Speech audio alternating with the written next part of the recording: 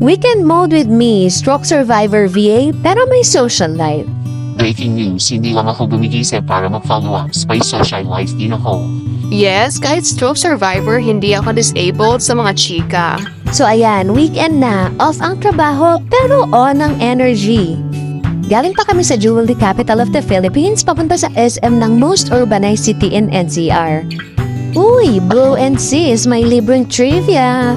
Bakit? Para kasi makita ang CFC Church community namin. Imagine mo, 1 hour plus yung biyahe. Para saan? Para sa bonding? At syempre, Starbucks. Hindi kasi kompleto ang chika kung hindi overpriced ang coffee na may stickers ngayong December. Woo! Pag upo namin sa Starbucks, parang may nagpa-party pero naka-Jesus mode. So kami, hi sis! Hi bro! Kamusta ka na?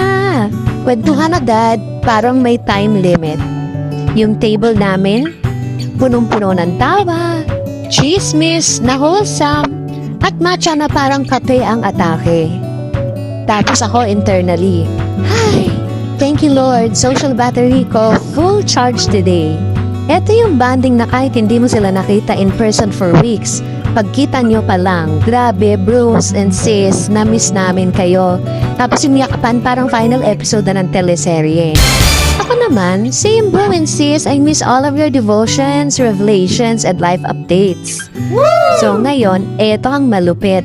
Tapit pa lang kami ng number 3 chika namin, biglang napansin namin sarado na ang Dunkin sa tapat namin. Kasi naman, kapag kasama mo ang mga tao na pawang-pawa sa mga jokes mo, nakakalimutan mo na may oras pala sa Earth.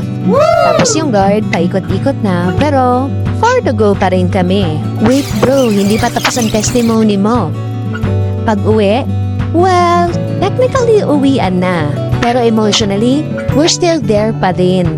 Yung tipong kahihiwalay lang namin pero ako agad, uy, namiss ko na agad sila. Mga bro and sis, salamat sa tawa, sa kwento, sa libreng aircon ng mall. Until next meet up, our Sunday group. Mwah mwah, chup chup, God bless you all!